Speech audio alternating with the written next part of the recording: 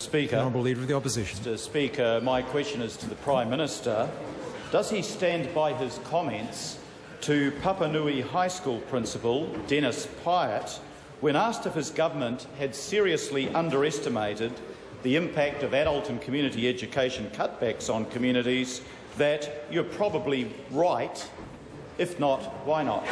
The Honourable Bill English on behalf of the Prime Minister. Mr. Speaker, on behalf of the Prime Minister, I met with a number of school principals, including Dennis Pyatt, last month. I recall him raising the issue of community education and the effects of ACE funding decisions on his school. I don't recall the details of the conversation,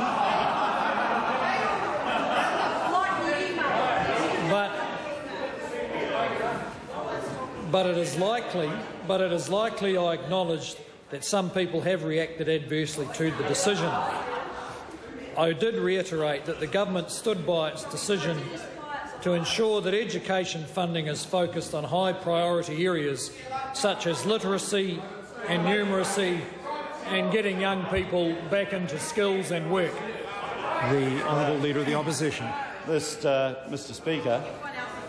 Speaker, does the Prime Minister agree with his Finance Minister, Bill English, who told the country, and I quote, "School night classes have been a cornerstone of community education for decades, providing opportunities for learning and companionship for thousands of people. The system has been cheap and flexible." And did Bill English justify to him the double standards of believing that and slashing adult and community education by 80%? The Honourable Bill English.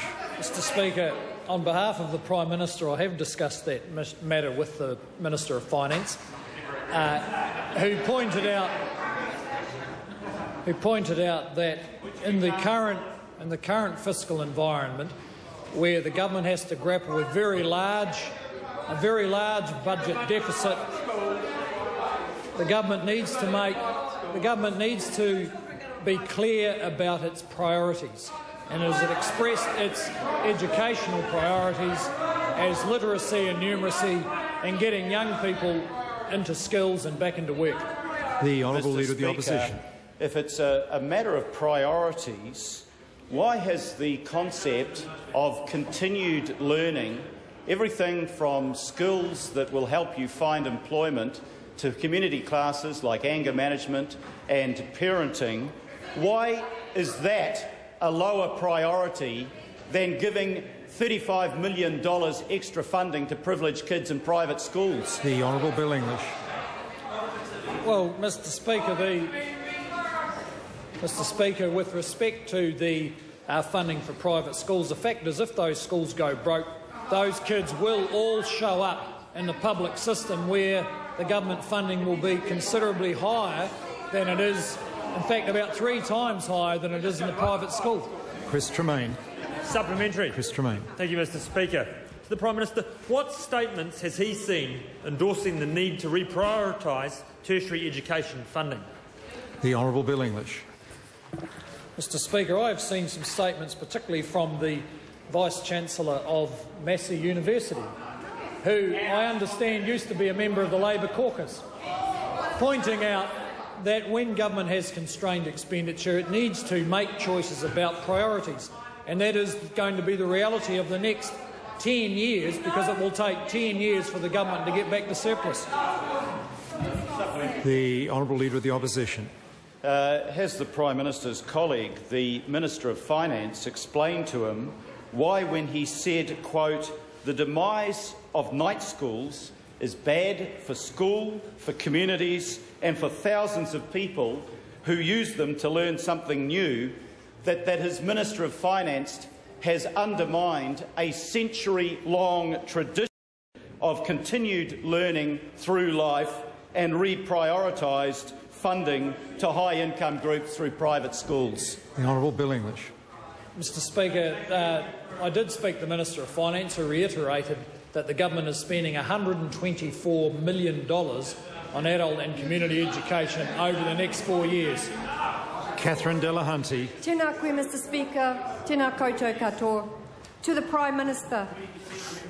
Does the Prime Minister agree that adult and community education night classes were cut to focus funding on literacy? And if so, why did the government cut funding to Literacy Aotearoa, the country's main umbrella literacy education provider? The Honourable Bill English. Well, Mr Speaker, on behalf of the Prime Minister, those two funding streams are unrelated. Literacy Aotearoa is funded through the TEC. The Honourable Leader of the Opposition. Mr Speaker. How many national backbenchers have raised with him their view that these funding cuts are unsustainable, such as National MP Jackie Blue, who has emailed adult and community education groups offering to help them oppose the government cuts in this area? The Honourable Bill English. Mr Speaker, on behalf of the Prime Minister, I'm delighted that National's backbenchers are in touch with their communities.